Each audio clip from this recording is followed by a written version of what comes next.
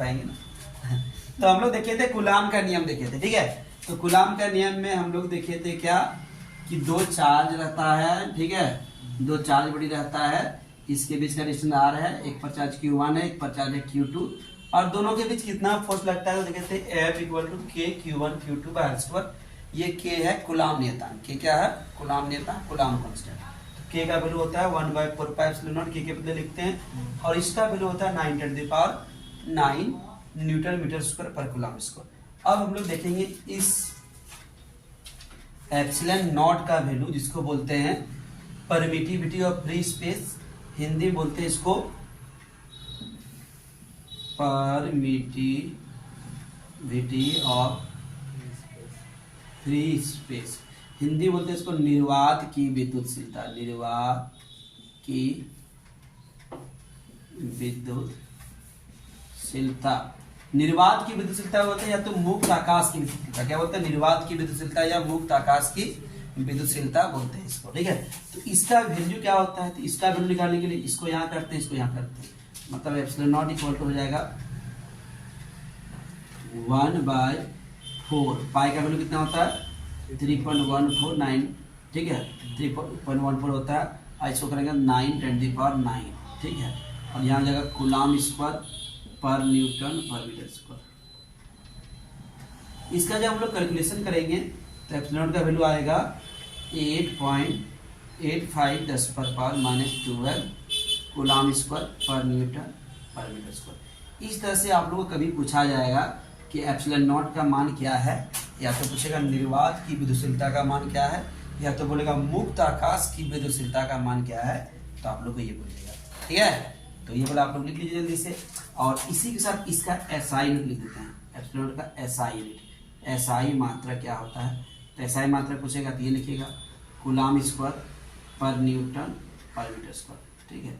अगर इसका आप लोग का डायमेंशन पूछा जाएगा, ठीक है, यहाँ देखिए डायमेंशन लिखते हैं यहाँ पे, एप्सिलॉन नॉट का डायमेंशन, एप्सिलॉन नॉट का वीमा, एप्सिलॉन नॉट का वीमा, तो वीमा क्या आ जाएगा, यहाँ देखिए कूलाम स्क्वायर है, पहले कूलाम स्क्वायर यूनिट से ही हम लोग वीमा बनाएंगे। तो कूलाम का वीमा क्या होता है AT, यहाँ स्क्वायर है तो A स्क्वायर T स्क्वायर हो गया। न्यूटन के लिए वीमा क्या होता है mL/T-2, और मीटर के लिए क्या होता है L स्क्वायर। तो चलिए सॉल्व करते हैं, तो क्या हो जाएगा, यहाँ m ऊपर गया तो क्या हो जाएगा m पर पावर -1, L 1 और 2 कितना हो गया 3, ऊपर गया तो -3, T 2 और 2 कितना हो गया 4, और A पर फाइनली बचा 2। तो ये हो गया एप्सिलॉन नॉट का मान, वीमा। तो देखिए एप्सिलॉन नॉट का मान हो गया, एप्सिलॉन नॉट का वैल्यू कितना है 8.85 × 10⁻², ठीक है। एप्सिलॉन का SI यूनिट हो गया, और एप्सिलॉन का ये डायमेंशन हो गया, ठीक है। यहाँ अगर हम लोग डायमेंशन लिखना चाहेंगे तो यहाँ भी लिख सकते हैं, एप्सिलॉन नॉट का वीमा, वीमा क्या निकालने जल्दी बोलिए, m-1L-3 T4 A स्क्वायर। तो ये देखिए हम लोग वहाँ निकाल के दिखाएं, यहाँ डायरेक्ट लिखें, ठीक है। तो इसको कर लीजिएगा, ये सब कभी ऑब्जेक्टिव में देता है, ठीक है। तो जल्दी से इसको लिख लीजिए,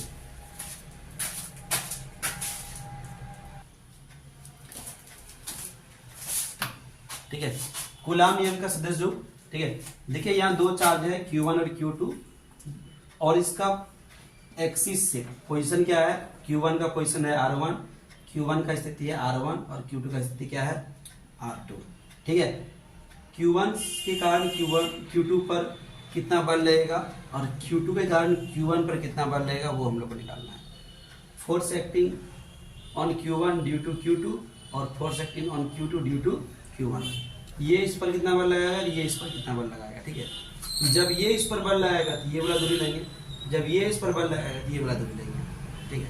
हालांकि दोनों दूरी सेम ही है, लेकिन डायरेक्शन को शो करने के लिए दूरी को अलग अलग हम लोग माने हैं। 1 से 2 और 2 से 1 दिशा को दर्शाने के लिए ऐसा लिखे हैं, ठीक है। तो चलिए लिखते हैं, लिखिए, माना कि लेट अस कंसीडर Q1 तथा Q2 दो आवेश है जिनका स्थिति सदिश R1 तथा जिनका स्थिति सदिश क्रमशः R1 तथा R2 है, जिसका स्थिति क्रमशः R1 तथा R2 है। Let us consider Q1 and Q2 are two charges having position vector R1 and R2, having position vector R1 and R2। अतः त्रिभुज के योग नियम से, hence according to the triangle addition rule,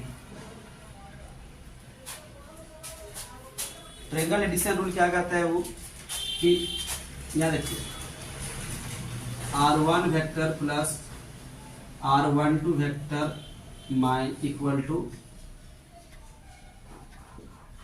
R2। देखिए R1 और R12 का resultant vector क्या हो जाएगा, R2। रिजल्टेंट वेक्टर क्या होता है, जैसे कि एक लड़का यहाँ से यहाँ तक गया और यहाँ से यहाँ तक गया, ए से गया बी के पास, बी से गया सी के पास, उसको जाना था सी के पास, जाना था। दूसरा लड़का यहाँ से यहाँ तक सी के पास गया, ठीक है। ये पहला लड़का है, पहला लड़का है, ये दूसरा लड़का है। तो पहला लड़का ये दोनों मिला के जितना दूरी तय किया, दूसरा लड़का उससे कम दूरी तय किया, लेकिन रिजल्ट वही मिला, रिजल्ट वही मिला ना। ये भी यहाँ पहुंचा, दूसरा लड़का, फिर पहला लड़का भी यहाँ पहुंचा, तो इसलिए इसका नाम है रिजल्टेंट वेक्टर। ये दोनों मिला के इसके बराबर होगा, ठीक है। ये दोनों मिला के इसके बराबर होगा कि नहीं, तो यही चीज लिखे हैं इसमें, ठीक है। तो अगर इसमें से हम लोग R12 निकालना चाहिए क्या जाएगा, R12 निकालना चाहिए क्या जाएगा, R2 माइनस R1 हुआ, समझ पाएगी नहीं। इसको इधर कर दिए, देखो 1 2 है तो 2 माइनस 1, अगर इसी का उल्टा कर देंगे R2 1 तो क्या जाएगा यहाँ R1 माइनस R2, समझ पाएगी, इधर से जाएंगे तो, ठीक है। तो जब लिखेंगे हम लोग इसके कारण इस पर बल लग रहा है तो ये वाला डिस्टेंस लेंगे, जब लिखेंगे इसके कारण इस पर बल लग रहा है तो ये वाला डिस्टेंस लेंगे, ठीक है।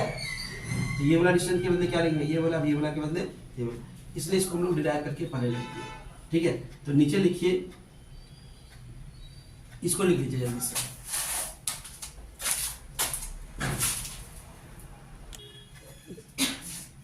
चलिए लिखिए, hence force acting on Q2 due to Q1, force acting on Q2 due to Q1, अतः Q1 के कारण Q2 पर लगने वाला बल, Q1 के कारण Q2 पर लगने वाला बल, तो F12 1 के कारण 2 पर बल लगा, क्या लेंगे 1/4πε0 Q1 into Q2 bye R12 का स्क्वायर, मैग्नीट्यूड स्क्वायर, और यहाँ डायरेक्शन के लिए R12 पर कैप दे दिया जाता है, ठीक है।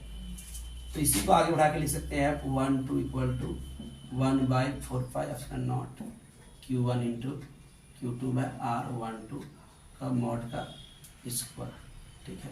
अब देखिए इस इकाई सदिश को फुल वेक्टर में लिखेंगे तो क्या हो जाएगा R12 वेक्टर बटे R12 का मैग्नीट्यूड, ठीक है।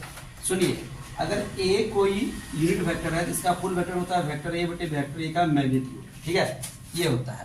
अगर A कोई इकाई सदिश है, इसका पूरा सदिश A बटे A का परिमाण, ठीक है। तो यहाँ ये इकाई सदिश है, सदिश A बटे इसका क्या लिखते हैं, परिमाण लिखती है, ठीक है। यहाँ पावर 2, यहाँ पावर कुछ नहीं तो 1, तो 2 और 1 कितना हो गया 3 हुआ। तो ये हम लोग इसको इसी को लिख सकते हैं ऐसे F12 equal to 1/4πε0 Q1 into Q2 bye R12 का पावर 3 कहाँ से है 1, और यहाँ 2 और 1 थी, और इसको लिख देंगे अलग से R12 वेक्टर, ठीक है। तो ये हो गया हम लोग क्या जानते हो 1 के कारण 2 पर लगने वाला बल, ठीक है। अब लिखेंगे इसी प्रकार similarly force acting on Q1 due to Q2, अब Q2 के कारण Q1 पर कितना बल लगता है तो उसको डायरेक्ट हम लोग लिख देंगे F21 इक्वल टू क्या लिखेंगे जरा बोलिएगा, ठीक है। इसी को एक स्टेप और बढ़ाना पड़ेगा, हम लोग एक स्टेप बढ़ाने भूल गए, एक स्टेप और बढ़ाना पड़ेगा, ठीक है। F12 equal to 1/4πε0 Q1 into Q2, देखिए R12 के बदले क्या लिख सकते हैं R2 माइनस R1, ठीक है।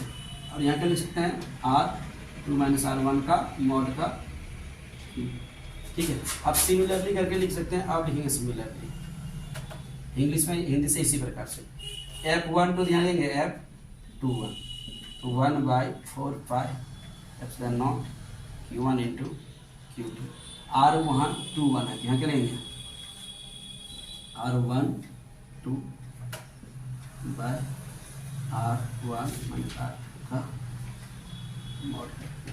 तो ये हो गया हम लोग का F12 वगैरह F21 1 2 की हो गया F21 भी निकल गया दोनों, ठीक है। तो इसको जल्दी से लिख लीजिए, ये कूलाम जो उनका वेक्टर फॉर्म कंप्लीट हो गया। जल्दी से लिखिए इसको। तो एक कूलाम चार्ज किसको कहेंगे, लिखिए।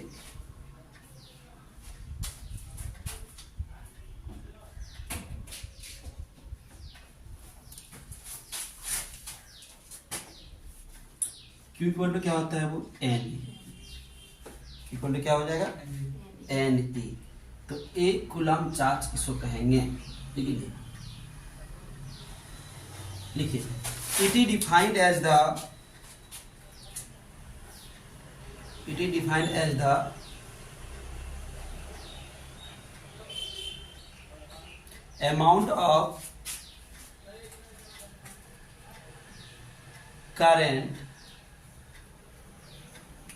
amount of current passes through per unit time per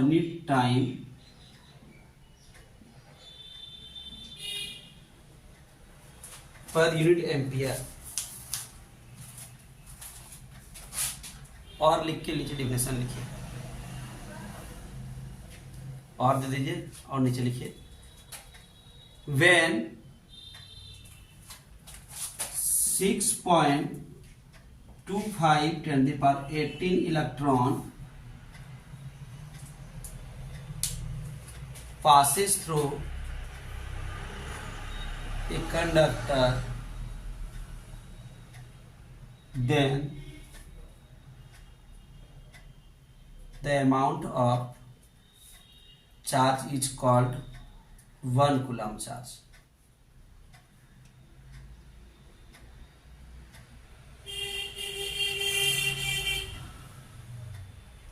ठीक है। अब लिखिए, जब किसी चालक तार से 1 एम्पियर की धारा 1 सेकेंड के लिए प्रवाहित हो रही हो तो उसे 1 कूलाम आवेश कहते हैं।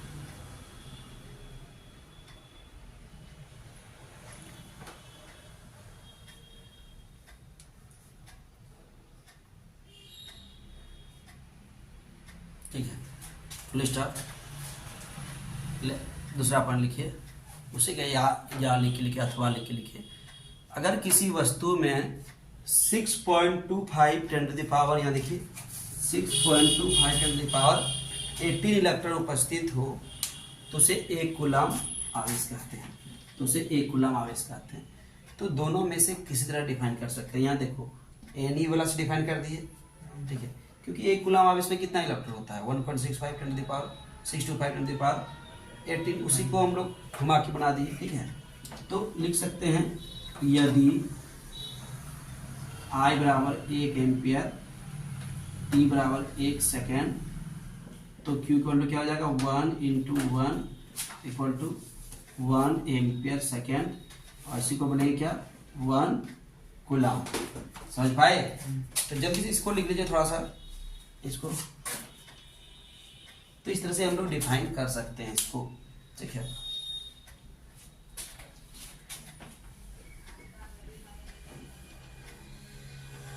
इसको लिखे,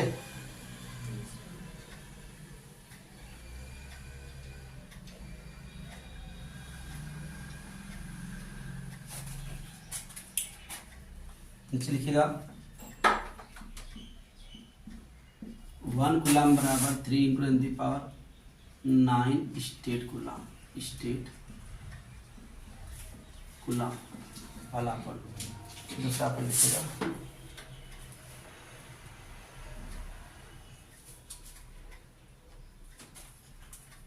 1 EMU बराबर 3 × 10⁻10 ESU बराबर 10 COULOMB, ठीक है, ये लीजिएगा, मिटाए नीचे।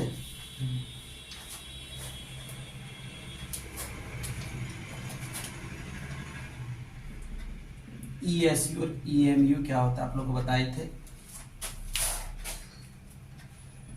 इलेक्ट्रोस्टैटिक यूनिट, इलेक्ट्रोमैग्नेटिक यूनिट, विद्युत, स्थिर विद्युत इकाई और विद्युत चुंबक इकाई, ठीक है। तो लिख सकते हैं, उसका फुल नाम ले लेते हैं, इंग्लिश से लिख लेते हैं, इलेक्ट्रोस्टैटिक यूनिट और इलेक्ट्रोमैग्नेटिक यूनिट। जल्दी से इसको लिख लीजिए।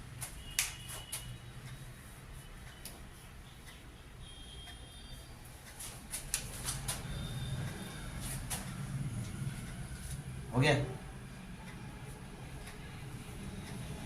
मिटाते हैं।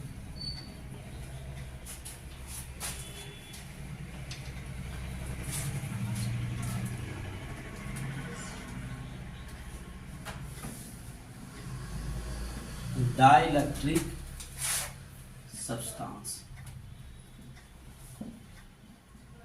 या रिलेटिव परमिटिविटी,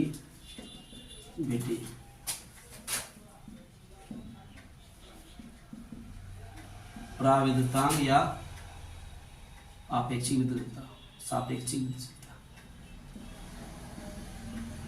सापेक्षिक आपेक्षिक दोनों होता है, सापेक्षिक विद्युत,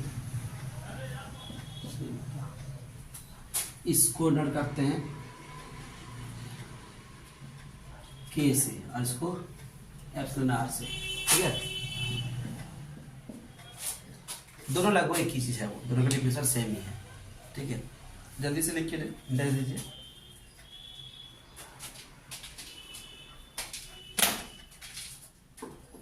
देखिए, the ratio of Coulomb force,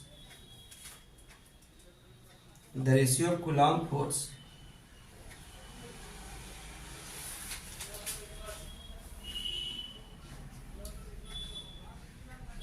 between two charges separated by a certain distance, separated by a certain distance, separated by a certain distance in vacuum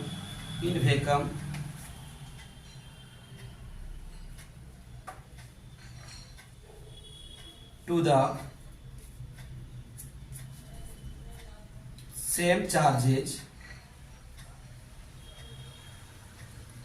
to the same forces, to the same force placed in medium between same charges and same distance.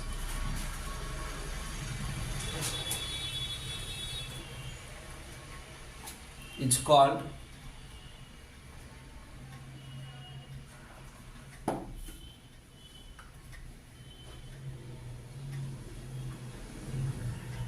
Dielectric constant और relative permittivity, ठीक है। इसको एक word में हम लोग बोल सकते हैं, लिखा रहे हैं इसको, ठीक है, कि या epsilon R equal to F0/F बोल सकते हैं। The ratio of Coulomb force क्या होता है, डाइलेक्ट्रिक कांस्टेंट या रिलेटिव परमिटिविटी क्या होता है, the ratio of Coulomb force in vacuum to the ratio of Coulomb force in medium. Charge same रहना चाहिए, डिस्टेंस भी सेम हो, ठीक है। लिखिए, निर्वात में दो आवेशों के बीच लगने वाला कूलम्ब बल तथा माध्यम में उन्हीं दो आवेशों के बीच लगने वाले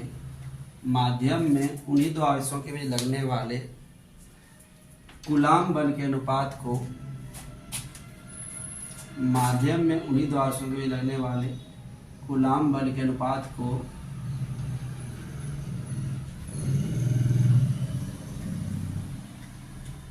प्राविद्युतांक कहते हैं। या सापेक्षिक विद्युशीलता कहते हैं।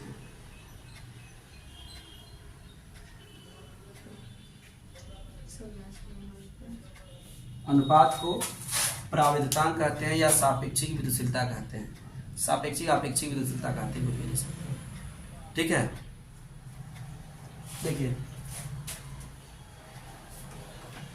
ये है निर्वात में लगने वाला बल और ये है माध्यम में लगने वाला बल। निर्वात के लिए 0 0 लगा दिए हैं और माध्यम के लिए क्या लगा दिए हैं, एम लगा दिए। 0 मतलब निर्वात, वेकम, मीडियम मतलब मीडियम। अगर दोनों का हम लोग रेशियो निकालेंगे तो ये देखिए ये सारा चीज कट जाएगा, कटेगा कि नहीं, 4 पाई कट जाएगा तो बचेगा क्या, 1/ε 1/ε। ठीक है, तो क्या लिख सकते हैं हम लोग, के या एप्सिलॉन आर इक्वल टू 1/ε0 बटे 1/ε बचेगा।